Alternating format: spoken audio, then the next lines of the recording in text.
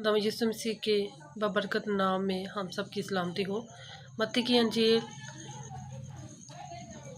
12वां बाब। उस वक्त यीशु सब्बत के दिन खेतों में होकर गया और उसके शागिर्दों को भूख लगी और वो बालियां तोड़ तोड़ कर खाने लगे। फरीसियों ने देखकर उससे कहा कि देख, तेरे शागिर्द वो काम करते हैं जो सब्बत के दिन करना रवा नहीं। उसने उनसे कहा, क्या तुमने ये नहीं पढ़ा कि जब दाऊद और उसके साथी भूखे थे तो उसने क्या किया? वो क्यों कर खुदा के घर में गया और नज़र की रोटियां खाईं जिनको खाना न उसको रवा थी न उसके साथियों को, मगर सिर्फ कहानों को। या तुमने तो रैत में नहीं पढ़ा कि काहिन सब्बत के दिन हैकल में सब्बत की बेहुरमती करते हैं और बेकसूर रहते हैं? मैं तुमसे कहता हूँ कि यहाँ वो है जो हैकल से भी बड़ा है। लेकिन अगर तुम इसके महनी जानते कि मैं कुर्बानी नहीं बल्कि रहम पसंद करता हूँ, तो बेकसूरों को कसूरवार ना ठहराते, क्योंकि इब्ने आदम सब्बत का मालिक है। सूखे हुए हाथ, मफलूज हाथ वाला आदमी। और वो वहाँ से चलकर उनके इबादत खाना में गया, और देखो वहाँ एक आदमी था जिसका हाथ सूखा हुआ था। उन्होंने उस पर इल्ज़ाम लगाने के इरादे से ये पूछा कि क्या सब्बत के दिन शिफा देना रवा है?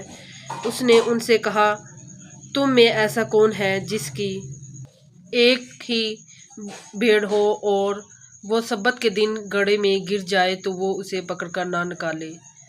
पास आदमी की कदर तो भेड़ से बहुत ही ज़्यादा है, इसलिए सब्बत के दिन नेकी करना रवा है। तब उसने उस आदमी से कहा, अपना हाथ बढ़ा। उसने बढ़ाया और वो दूसरे हाथ की मानद दुरुस्त हो गया। इस पर फरीसियों ने बाहर जाकर उसके बरखिलाफ मशवरा किया कि इसे किस तरह हलाक करें। खुदा का चुना हुआ खादम। यीशु ये मालूम करके वहाँ से रवाना हुआ और बहुत से लोग उसके पीछे हो लिए, और उसने सबको अच्छा कर दिया और उनको ताकीद की कि मुझे जाहिर ना करना, ताकि जो यसिया नबी की मार्फत कहा गया था वो पूरा हो के, देखो ये मेरा खादम है जिसे मैंने चुना, मेरा प्यारा जिससे मेरा दिल खुश है। मैं अपना रूह उस पर डालूंगा और ये गैर कौमों को इंसाफ की खबर देगा। ये ना झगड़ा करेगा, ना शोर, और ना बाजारों में कोई इसकी आवाज़ सुनेगा। ये कुचले हुए सरकंडे को ना तोड़ेगा और धुआं उड़ते हुए सन को ना बुझाएगा, जब तक कि इंसाफ की फतह ना कराए, और इसके नाम से गैर कौमें उम्मीद रखेंगी। यस्सु और बलजबूल। उस वक़्त लोग उसके पास एक अंधे गूंगे को लाए जिसमें बदरूहें थी।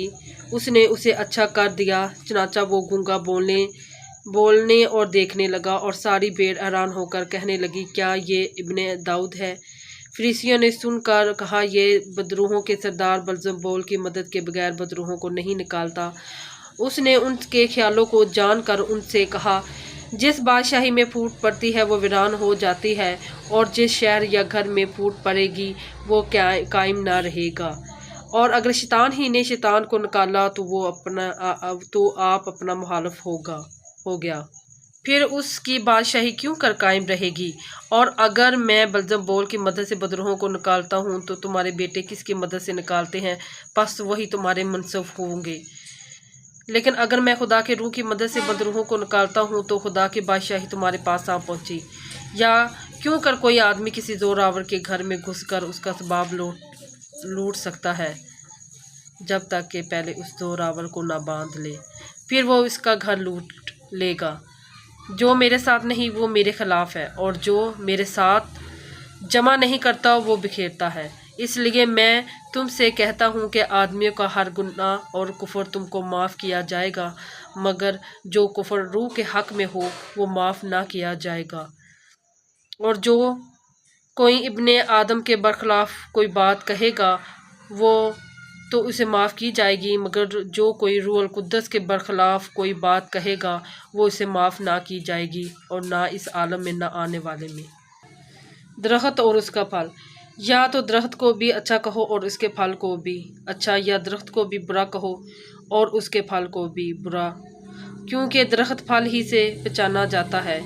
ऐ शाम के बच्चों, तुम बुरे होकर क्यों कर अच्छी बातें कह सकते हो, क्योंकि जो दिल में बड़ा है वही मुंह पर आता है। अच्छा आदमी अच्छे खजाने से अच्छी चीज़ें निकालता है और बुरा आदमी बुरे खजाने से बुरी चीज़ें निकालता है। और मैं तुमसे कहता हूँ कि जो निकम्मी बात लोग कहेंगे अदालत के दिन इसका साथ देंगे, क्योंकि तू अपनी बातों के सबब से रास्तबाज ठहराया जाएगा और अपनी बातों के सबब से कसूरवार ठहराया जाएगा। निशान मुआवजा का मुतालबा।